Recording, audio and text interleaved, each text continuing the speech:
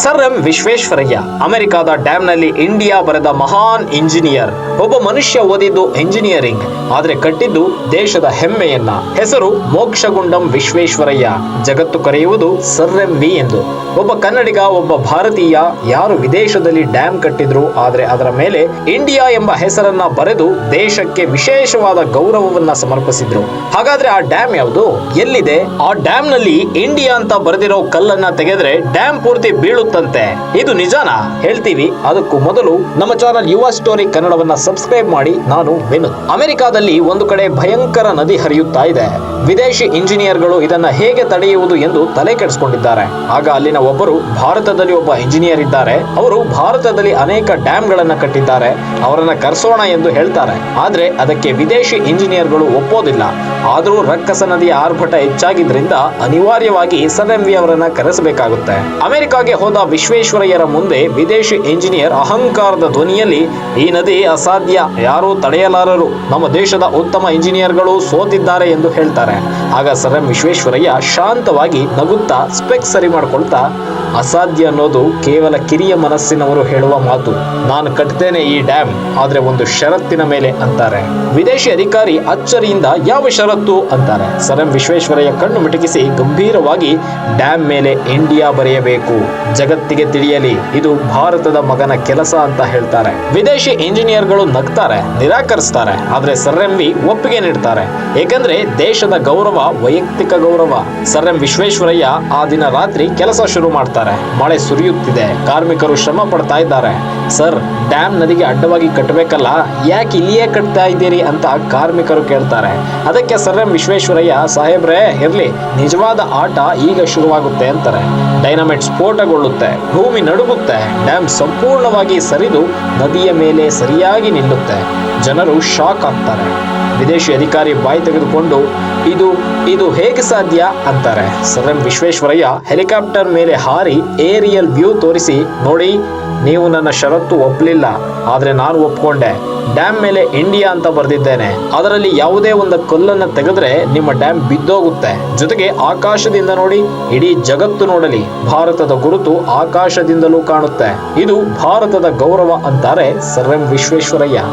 ಆದ್ರೆ ಸ್ನೇಹಿತರೆ, ಇದು ಮಿಥ್ಯೆ, ಅಂದ್ರೆ ಸುಳ್ಳು. ಸರ್ ಎಂ ವಿಶ್ವೇಶ್ವರಯ್ಯ ಅಮೆರಿಕಾದಲ್ಲಿ ಯಾವುದೇ ಡ್ಯಾಮ್ ಕಟ್ಟಲಿಲ್ಲ. ಇದು ಕೇವಲ ಮೋಟಿವೇಶನ್ಗಾಗಿ ಮಾತ್ರ ಕೆಲವರು ಈ ರೀತಿಯ ಸುಳ್ಳುಗಳನ್ನ ನಮ್ಮ ಮೌಢ್ಯ ಜನರಿಗೆ ಹೇಳಿ ನಂಬಿಸ್ತಾರೆ. ಹಾಗಾದ್ರೆ ವಿಶ್ವೇಶ್ವರಯ್ಯ ನಿಜಕ್ಕೂ ಮಾಡಿದ್ದೇನು ಗೊತ್ತಾ? 1861 ಸೆಪ್ಟೆಂಬರ್ 15ರಂದು ಇಂದಿನ ಚಿಕ್ಕಬಳ್ಳಾಪುರ ಜಿಲ್ಲೆ ಮುದ್ದೇನಹಳ್ಳಿಯಲ್ಲಿ ಜನಿಸ್ತಾರೆ. ತಂದೆಯ ಮರಣದ ನಂತರ ಕಷ್ಟದಲ್ಲಿ ಬೆಳೆದ್ರು. ಟ್ಯೂಷನ್ ಮಾಡಿ ಅದರಲ್ಲಿ ಬಂದ ಹಣದಿಂದ ಕಾಲೇಜ್ ಫೀಸ್ ಕೊಟ್ಟು ಓದಿದ್ರು. ಪುಣೆಯ ಕಾಲೇಜ್ ಆಫ್ ಇಂಜಿನಿಯರಿಂಗ್ ನಿಂದ ಸಿವಿಲ್ ಇಂಜಿನಿಯರಿಂಗ್ ಮುಗಿಸಿ ಬಾಂಬೆ ಪ್ರೆಸಿಡೆನ್ಸಿಯಲ್ಲಿ ಅಸಿಸ್ಟೆಂಟ್ ಇಂಜಿನಿಯರ್ ಆದ್ರು. ಆಟೋಮ್ಯಾಟಿಕ್ ಫ್ಲಡ್ ಗೇಟ್ ಗಳನ್ನ ಆವಿಷ್ಕರಿಸಿದ್ರು. ಹೈದರಾಬಾದ್ ನಗರದಲ್ಲಿ ಮೂಸಿ ನದಿಯ ಮೇಲೆ ಫ್ಲಡ್ ಪ್ರೊಟೆಕ್ಷನ್ ಸಿಸ್ಟಮ್ ಅನ್ನು ರಚಿಸಿದ್ರು. 1908-9ರ ಪ್ರವಾಹದ ನಂತರ ಈ ಒಂದು ಸಿಸ್ಟಮ್ ಅನ್ನು ರಚಿಸಿದ್ರು. ಕೃಷ್ಣರಾಜ ಸಾಗರ ಅಂದ್ರೆ ನಮ್ಮ ಹೆಮ್ಮೆಯ KRS ಡ್ಯಾಮ್ ಕಾವೇರಿ ನದಿಯ ಮೇಲೆ ಮೈಸೂರು ಸರ್ಕಾರದ ಮುಖ್ಯ ಇಂಜಿನಿಯರ್ ಆಗಿ ರಚಿಸಿ ನಿರ್ಮಿಸಿದ್ರು. ಇದು ಶುಷ್ಕ ಪ್ರದೇಶವನ್ನ ಹಸಿರುಗಾಡು ಮಾಡಿತು. 1912ರಿಂದ 1918ರವರೆಗೆ ಮೈಸೂರು ದಿವಾನ್ ಆಗಿ ಸೇವೆ ಸಲ್ಲಿಸಿದ್ರು. Mysore soap factory, Bhadravathi iron and steel works, Mysore bank, Mysore ವಿಶ್ವವಿದ್ಯಾಲಯ ಇತ್ಯಾದಿಗಳನ್ನ ಸ್ಥಾಪಿಸಿದ್ರು.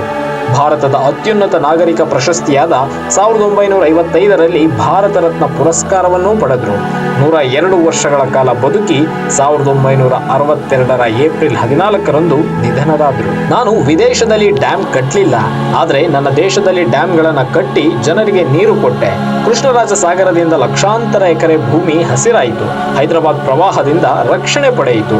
ಇದು ನನ್ನ ಇಂಡಿಯಾ, ನಿಜವಾದ ಗೌರವ ಅಂತಾರೆ sir M Visvesvaraya. Sir M Visvesvaraya ಅವರು ಕೇವಲ ಡ್ಯಾಮ್ಗಳನ್ನು ಕಟ್ಟಿದ ಇಂಜಿನಿಯರ್ ಮಾತ್ರವಲ್ಲ, ಅವರು ನೀರಾವರಿ, ಪ್ರವಾಹ ನಿಯಂತ್ರಣ ಮತ್ತು ಆಧುನಿಕ ಭಾರತದ ನಿರ್ಮಾಣಕ್ಕೆ ಮಹತ್ವದ ಆವಿಷ್ಕಾರಗಳನ್ನ ಮಾಡಿದ್ರು. ಅವರ ಆವಿಷ್ಕಾರಗಳು ಇಂದಿಗೂ ಬಳಕೆಯಲ್ಲಿವೆ ಮತ್ತು ಭಾರತದ ಕೃಷಿ, ನಗರ ಅಭಿವೃದ್ಧಿ ಮತ್ತು ಜಲ ಸಂರಕ್ಷಣೆಯನ್ನ ಬದಲಾಯಿಸಿವೆ.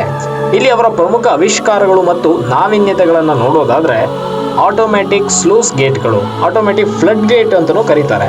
ಇದನ್ನ 1903ರಲ್ಲಿ ಆವಿಷ್ಕಾರ ಮಾಡ್ತಾರೆ. ಖಡಕ್ವಾಸ ಡ್ಯಾಮ್ ಪುಣೆ ಮಹಾರಾಷ್ಟ್ರದಲ್ಲಿದೆ. ಅಲ್ಲಿ ಇದನ್ನ ಮೊದಲಿಗೆ ಅಳವಡಿಸ್ತಾರೆ. ಹಾಗಾದ್ರೆ ಇದು ಏನ್ ಮಾಡುತ್ತಪ್ಪ ಅಂದ್ರೆ ನೀರಿನ ಮಟ್ಟ ಹೆಚ್ಚಾದಾಗ ಸ್ವಯಂ ಚಾಲಿತವಾಗಿ ತೆರೆದುಕೊಂಡು ಪ್ರವಾಹವನ್ನ ಹೊರಹಾಕುತ್ತೆ. ಇದರಿಂದ ಡ್ಯಾಮ್ನ ನೀರಿನ ಸಂಗ್ರಹ ಸಾಮರ್ಥ್ಯ ಹೆಚ್ಚಾಗುತ್ತೆ ಮತ್ತು ಹೆಚ್ಚುವರಿ ನೀರು ಹರಿಯುವಾಗ ಭೂಮಿ ಮುಳುಗೋದಿಲ್ಲ. ಇದನ್ನ ಈ ಒಂದು ಆಟೋಮ್ಯಾಟಿಕ್ ಸ್ಲೂಸ್ ಗೇಟ್ ಅಥವಾ ಫ್ಲಡ್ ಗೇಟ್ ಗಳನ್ನ ನಮ್ಮ ಕೃಷ್ಣರಾಜ ಸಾಗರ KRS ಡ್ಯಾಮ್ ನಲ್ಲಿ ಮತ್ತೆ ತಿಗ್ರಾ ಡ್ಯಾಮ್ ಅಂತಾರೆ ಗ್ವಾಲಿಯರ್ ಮತ್ತು ಇತರೆ ಅನೇಕ ಡ್ಯಾಮ್ ಗಳಲ್ಲಿ ಬಳಸಲಾಗಿದೆ ಮತ್ತು ಇದು ಇಂದಿನ ರೇಡಿಯಲ್ ಗೇಟ್ ಗಳಿಗೂ ಮೂಲ ಅಂತಾನೆ ಹೇಳ್ಬೋದು. ಎರಡನೇದಾಗಿ ಬ್ಲಾಕ್ ಸಿಸ್ಟಮ್ ಆಫ್ ಇರಿಗೇಷನ್. ಇದನ್ನ 1899ರಲ್ಲಿ ಆವಿಷ್ಕಾರ ಮಾಡ್ತಾರೆ. ಡೆಕ್ಕನ್ ಕಾಲುವೆಗಳಲ್ಲಿ ಅಂದ್ರೆ ಭಾರತೀಯ ನೀರಾವರಿ ಕಮಿಷನ್ ಸಮಯದಲ್ಲಿ ಡೆಕ್ಕನ್ ಕಾಲುವೆಗಳಲ್ಲಿ ಇದನ್ನು ಇಂಪ್ಲಿಮೆಂಟ್ ಮಾಡ್ತಾರೆ. ಇದು ಏನ್ ಮಾಡುತ್ತೆ ಅಂದ್ರೆ ನೀರಾವರಿ ಪ್ರದೇಶವನ್ನ ಬ್ಲಾಕ್ಗಳಾಗಿ ವಿಂಗಡಿಸಿ ನೀರನ್ನ ಸರದಿ ಪಾಲು ಮಾಡಿ ವಿತರಿಸುತ್ತೆ. ಒಂದು ಊರಿನಲ್ಲಿ ಹೆಚ್ಚು ನೀರು ಬಳಸದಂತೆ ತಡೆಯುತ್ತೆ, ನೀರಿನ ವ್ಯರ್ಥವನ್ನ ಕಡಿಮೆ ಮಾಡುತ್ತೆ. ಇದು ದೊಡ್ಡ ಪ್ರದೇಶದಲ್ಲಿ ಸಮಾನವಾಗಿ ನೀರು ದೊರೆಯುವಂತೆ ಮಾಡುತ್ತೆ, ಬೆಳೆಗಳು ಹೆಚ್ಚಾಗುತ್ತವೆ ಮತ್ತು ಇದು ಇಂದಿಗೂ ಡೆಕ್ಕನ್ ಪ್ರದೇಶದಲ್ಲಿ ಬಳಕೆಯಲ್ಲಿದೆ. Collector well system. ಇದನ್ನ ಸುಕ್ಕೂರು ಅಂದ್ರೆ ಸಿಂಧ್ ಪ್ರಾಂತ್ಯ ಇಂದಿನ ಪಾಕಿಸ್ತಾನ್ ಅಲ್ಲೂ ಕೂಡ ನೀರು ಸರಬರಾಜು ಯೋಜನೆಯಲ್ಲಿ ಈ ಒಂದು ಕಲೆಕ್ಟರ್ ವೆಲ್ ಸಿಸ್ಟಮ್ ಅನ್ನು ಅಳವಡಿಸಿದ್ದಾರೆ. ಇದಂದ್ರೆ ಏನು ಅಂದ್ರೆ ಭೂಗರ್ಭ ಜಲವನ್ನ ಸಂಗ್ರಹಿಸುವ ಹೊಸ ವಿಧಾನ ಇದು ಇಂದಿನ ಭೂಗರ್ಭ ಜಲಶಾಸ್ತ್ರದ ಪುಸ್ತಕಗಳಲ್ಲಿ ಉಲ್ಲೇಖವಾಗಿದೆ. ನೀರಿನ ಕೊರತೆಯ ಪ್ರದೇಶಗಳಲ್ಲಿ ಉಪಯುಕ್ತವಾಗುತ್ತೆ. ನಂತರ ಹೈದರಾಬಾದ್ ಪ್ರವಾಹ ನಿಯಂತ್ರಣ ವ್ಯವಸ್ಥೆ 1908 ಮತ್ತು 1909ರಲ್ಲಿ ಮೂಸಿ ನದಿ ಪ್ರವಾಹದ ನಂತರ ಈ ಒಂದು ಪ್ರವಾಹ ನಿಯಂತ್ರಣ ವ್ಯವಸ್ಥೆಯನ್ನ ಆವಿಷ್ಕಾರ ಮಾಡ್ತಾರೆ. ಇದೇನ್ ಮಾಡುತ್ತೆ ಅಂದ್ರೆ ಉಸ್ಮಾನ್ ಸಾಗರ್ ಮತ್ತು ಹಿಮಾಯತ್ ಸಾಗರ್ ಜಲಾಶಯಗಳನ್ನ ರಚಿಸಿ ನಗರದ ಒಳಚರಂಡಿ ಮತ್ತು ಪ್ರವಾಹ ನಿಯಂತ್ರಣ ಯೋಜನೆಯನ್ನು ರೂಪಿಸುತ್ತೆ. ಇದರ ಪರಿಣಾಮವಾಗಿ ಹೈದರಾಬಾದ್ ನಗರ ಇಂದಿಗೂ ಪ್ರವಾಹದಿಂದ ಸುರಕ್ಷಿತವಾಗಿದೆ. ಸರ್ ಎಂ ವಿಶ್ವೇಶ್ವರಯ್ಯ ಅವರ ಆವಿಷ್ಕಾರಗಳು ಕೇವಲ ತಂತ್ರಜ್ಞಾನದಲ್ಲ, ಅವು ದೇಶದ ಭವಿಷ್ಯಕ್ಕೆ ಮಾರ್ಗದರ್ಶನ. ಅವರು ಪೇಟೆಂಟ್ ಪಡೆದ್ರು, ಲಾಭ ತೆಗೆದುಕೊಳ್ಳದೆ ದೇಶಕ್ಕೆ ಸಮರ್ಪಿಸಿದ್ರು. ಇದು ನಿಜವಾದ ದೇಶಭಕ್ತಿ. ಸೊ ಫ್ರೆಂಡ್ಸ್, ಇದಾಗಿತ್ತು ಈ ಹೊತ್ತಿನ ಸರ್ ಎಂ ವಿ ಅವರ ಬಗೆಗಿನ ಸತ್ಯ ಮಿಥ್ಯಗಳ ಬಗ್ಗೆ ಮಾಹಿತಿ.